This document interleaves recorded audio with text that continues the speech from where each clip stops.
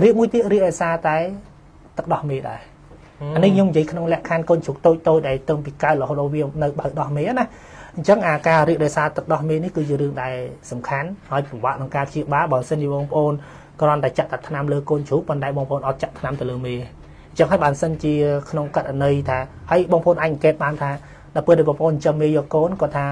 ឲ្យតែនៅបើកដោះមេវាជ្រូកនឹងតែរៀកតែដល់ពេលផ្ដាច់ដោះវាលេងរៀកហ្មងអញ្ចឹងបងប្អូនដល់ពេលគាត់និយាយអញ្ចឹងគាត់ចាត់ទុកថារៀកនេះគឺជារឿងឲ្យសាមញ្ញពួកអីឲ្យទៅនៅមួយមេវារៀកអញ្ចឹងដល់ពេលផ្ដាច់ដោះទៅវាលេងរៀកអញ្ចឹងគាត់លេងសូវខ្វល់លេងសូវខ្វល់ពីបញ្ហារៀកបែបហ្នឹងមិនដែរត្រង់ចំណុចហ្នឹងខ្ញុំចង់បញ្ជាក់ជូនបងប្អូនថាបើយើងលេងខ្វល់រៀកបែបហ្នឹងម្លងពើតែ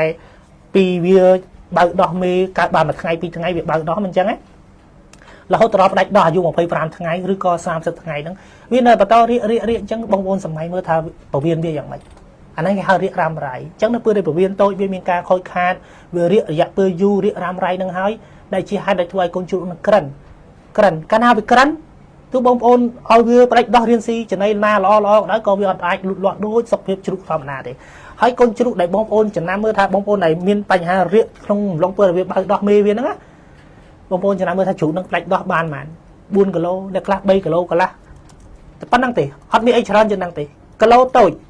អញ្ចឹងបានបងប្អូនមកខ្លះគាត់ទិញកូនជ្រូកគេអាហ្នឹងក្នុងលក្ខខណ្ឌខ្ញុំចែកម្លេចបបសោតណាបងប្អូនដែលគាត់ទិញកូនជ្រូកគេពេលខ្លះគាត់ឃើញជ្រូកធំល្អគាត់ទិញប៉ុន្តែបងប្អូនសម័យមើលថាជ្រូកធំហ្នឹងធំដោយពេលរយៈពេលផ្ដាច់ដោះ25ថ្ងៃ30ថ្ងៃបានទម្ងន់6គីឡូឬក៏ធំបានអា6គីឡូ7គីឡូក្នុងទម្រង់45ថ្ងៃអញ្ចឹងបាទខ្ញុំនិយាយទាំងនេះខ្ញុំនិយាយចេញនិយាយពីរជ្រូកដែលទម្ងន់6គីឡូក្នុងអំឡុងពេល25ថ្ងៃឬក៏30ថ្ងៃនិងជ្រូក6គីឡូក្នុងទម្រង់35ថ្ងៃឬក៏40ថ្ងៃឬក៏45ថ្ងៃខុសគ្នាត្រង់ចំណុចហ្នឹងហេតុអីបានខ្ញុំនិយាយអញ្ចឹងពីព្រោះអីដល់ពេលដែលបញ្ហាគេអត់មានបញ្ហារីអីមេគេគ្រប់គ្រងទាំងរបបចំណីបានល្អគេគ្រប់គ្រងសុខភាពមេបានល្អទឹកដោះគេក៏សម្បូរទឹកដោះមេជ្រូកក៏សម្បូរគេផ្ដល់ចំណីគេបរិញ្ញាកូនជ្រូកឲ្យស៊ីចំណីដែលល្អអញ្ចឹងគេអាចផ្ដាច់កូនជ្រូកក្នុងទម្ងន់បានរយៈពេល25ទៅ30ថ្ងៃហ្នឹងបានទម្ងន់6គីឡូជាទម្ងន់ស្តង់ដាររបស់គេហើយយកទៅចិញ្ចឹមគឺធំលឿនណាកូនជ្រូកដែលមានទម្ងន់បែបប៉ុណ្ណឹងណាហើយដល់អត់មានបញ្ហារាកក្នុងអំឡុងពេលដែលវានៅបើកដោះមេវានឹងអំឡុងពេលដែលវារៀនស៊ីហ្នឹង